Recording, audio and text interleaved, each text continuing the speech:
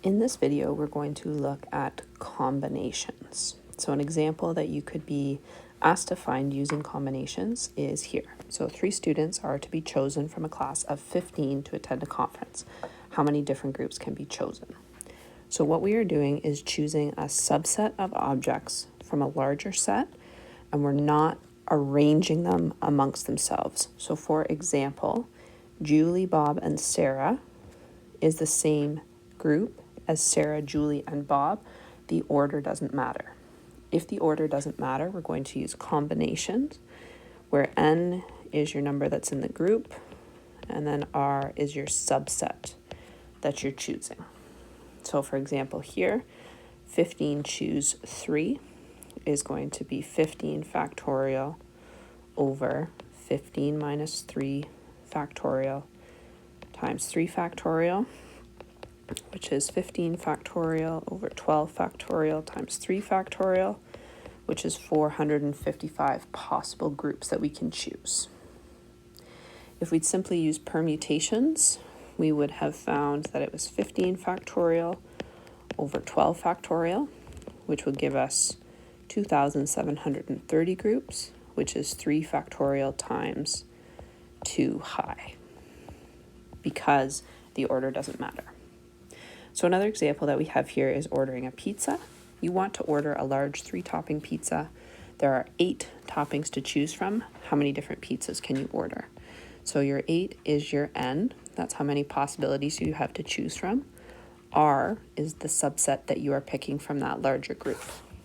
So we would have 8 choose 3. You can use the NCR button on your calculator, or you can use the factorial notation, up to you. And we would get 56 different pizzas. We use combinations in this situation because the order doesn't matter. Pepperoni, mushrooms, green peppers is the same pizza as green peppers, mushrooms, pepperoni. Let's look at another example. A 6-card hand is chosen from a deck of 52 cards. So again, 52 is our large group that we're choosing from. 6 is how many we are choosing. The first one we're going to look at is how many different hands are possible, which is 52 choose 6. When we evaluate that, either using the factorial notation or the NCR button on your calculator, you get 20,358,520. And then the next one, how many hands will contain only hearts? So our R is still equal to 6. We're choosing 6 cards. And you need to know that there are 13 hearts in a deck. There's 13 of each suit. So now we've got 13 choose 6, which would be 1,716 possible hands. So significantly fewer when we put that restriction on it. Again, example 4, now you'd probably be bumping elbows or waving instead of handshaking. But we've got 16 people, which is our end, and they shake hands with each other.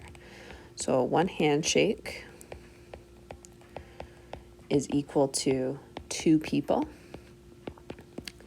So we are choosing, we've got 16 that we're starting with, 16 people, and we're trying to figure out the number of ways that we can choose 2 people out of that group, and we've got 120 possible handshakes.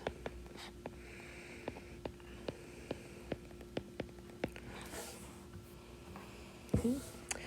Another example here, just reinforcing the difference between permutations and combinations. We'll start with our permutation. So we've got 8, and we're choosing 5 objects out of 8, and the order does matter. So we'd have 8 factorial over 3 factorial. In the choose notation or the combinations for 8, choose 5, where the order doesn't matter, we'd have 8 factorial over 3 factorial times 5 factorial. So therefore, our permutation, or where the order does matter in this case, is 5 factorial times larger, or 120 times larger when the order matters. So when you're reading your situation, it's important to decide whether the order matters or whether it doesn't. That will tell you whether to use permutations or combinations.